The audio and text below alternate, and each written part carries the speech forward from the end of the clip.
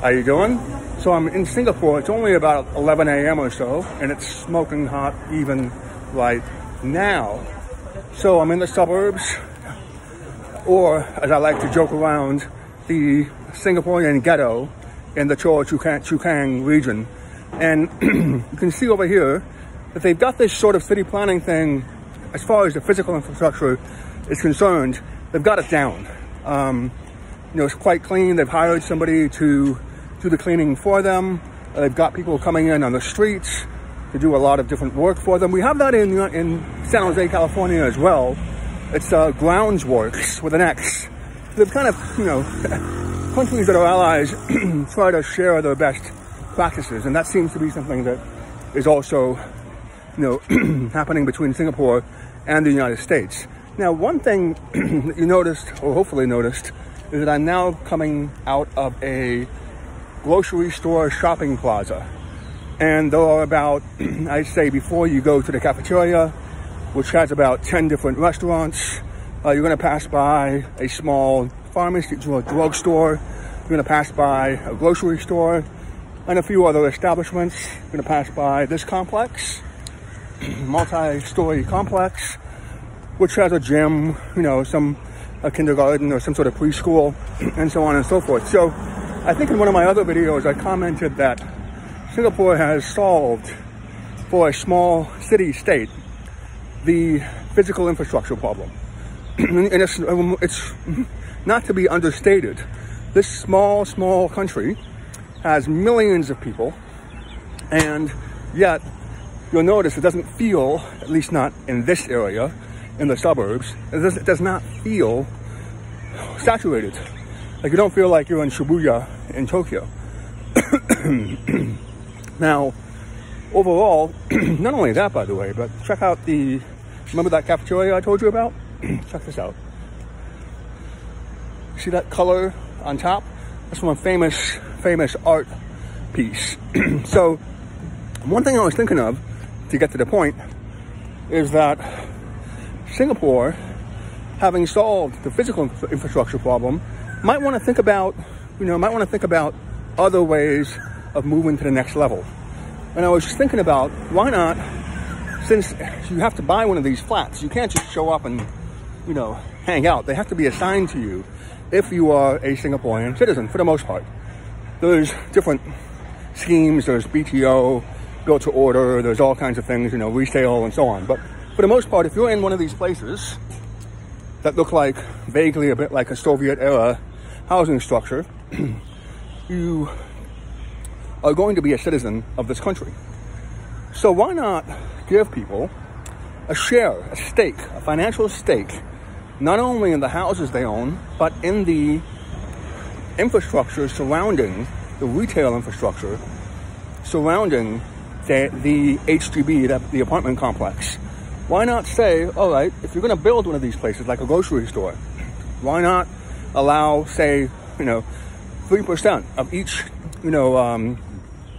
retail establishment's profits, not revenue, profits, to go into a fund that would be used exclusively by the HDB residences. Now, of course, you say, well, wait a second, you have that. It's called a local sales tax. Sure, but I'm talking about actual ownership. I'm saying open up an individual account associated with every single flat owner, apartment owner here, and put into that fund exclusively for that individual. Essentially, by the way, they will be paying taxes on top of it, right? Essentially, the retail establishment will be paying into an account. And so suddenly you've got, depending on the mix of stores, you've got people competing with each other to attract residents. You've got people coming in trying to, figure out how to attract good people coming in. And not only that, but right now, one of the problems that you have is that out here in the suburbs, you don't necessarily have a good mix, of retail establishments. Well, if you were able to compete, for example, right? Some establishments are just not as ideal or sought after as others. Obviously, the closer you are to Orchard Road, the more expensive your flat is probably going to be. But again, why not think outside the box? Just have, on top of the local sales taxes that go into the government and fund the government, why not allow people to receive revenue? Now, you're going to have to sort of work together, right? There has to be a council. There have to be people that determine which stores come in, and the people have to work together. The whole idea of this particular flat idea of this having all the citizens based on, and not only all of them, but as many as possible living in these sorts of complexes that have everything for the most part planned out for them. The whole idea is that they would get to know each other. There's also a diversity quota that the current Prime Minister reaffirmed several months ago. In other words, you'll notice that I just had a woman in a headscarf behind me walking. I'm going to have presumably a Hindu walking by me right now. That's not an accident, by the way. It's all based on a program that LKY came up with, where you could not have racial silos. You could not have racial, ghettos. And so ultimately, because the government essentially owns these flats, or at least is responsible for parceling them out, you've got a situation where they can also determine which residents come in. So that also, by the way, explains why Singaporeans have on their identity cards, that it would say, what your background is. And when I first saw that 20 years ago, it just shocked me. Just the idea that, it would just tell you on your identity card, what religion you were, for example. That was just shocking, or what ethnicity you were. But in fact, it's not as shocking as you think when you have a more centrally planned government that had to take over and resolve the issues of colonization. Effectively, a foreign government coming in and controlling everything for the most part. So you look at all these things, and I think Singapore is ready to take it to the next level. They're ready to compete with Estonia. They're ready to compete with a lot of other programs that are just trying to think outside the box. And given that you have so many things planned out for you, why not try to make it into an individual ownership situation that allows people to compete? So that way you don't have the same cookie cutter city planners making the same things over and over again until you get to the point where everything starts to look the same. That's the problem right now in the West. You go into any suburb and there's a shopping mall with the same stores. They're all going to have, maybe on the higher end side, a Chipotle. You go into cities that are on the lower end, they're all going to have a laundromat. They're all going to have, a pawn shop and so on and so forth. So over here, because you do have this kind of a housing structure, it can be a base for so many different ideas. You can imagine that you're sitting around a dining table just discussing, hey, the lease on this tenant's almost up. Do we know anybody that might benefit from a 6-month lease or a 1 month or 1 year lease? Can we pool our money together to subsidize something?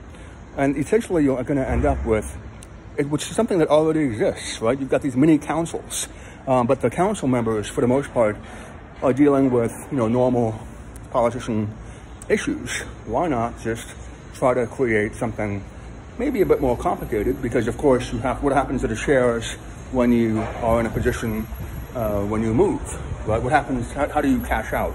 Can you cash out? Lots of interesting ideas to think about if you're in a community that has a centrally planned housing structure in a small place where you really do have to put a lot of time and thought into the kind of tenants that you want setting up shop. And hopefully, you're not going to end up in a position where, hey, this tenant has been a good neighbor in council district number 445.